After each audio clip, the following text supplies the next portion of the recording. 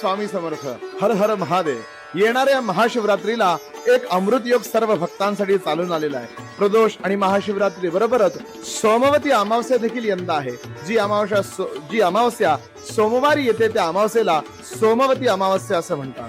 योगायोगानं प्रदोष, महाशिवरात्र आणि सोमवती अमावस्या हा सुवर्ण योग सर्व शिवभक्तांसाठी चालून आलेला आहे. त्यामुळे या 3 दिवसामध्ये त्रिदिवसीय पारायण अवश्य करा. आपण ज्या स्वामी महाराजांना आराध्य मानतो ते स्वामी महाराज केवळ शिव उपासकच नसून साक्षात शिवस्वरूप होते. करिता महाशिवरात्रीच्या निमित्तानं स्वामी चरित्र सारामृत असेल, शिवलीलामृत असेल, शिवस्तुती असेल, रामचंद्र भगवंताने लिहिलेलं रुद्राष्टकम अर्थात नमामि शमीशान निर्वाण रूपम विभुम व्यापकम ब्रह्मवेद स्वरूपम निजम निर्गुणम निर्विकल्पम निरीहम चिदाकाशमाकाश वासम भजयम हे रुद्राष्टकम वाचा. शंकराची जितकी उपासना या 3 दिवसामध्ये करता येईल तितकी करा.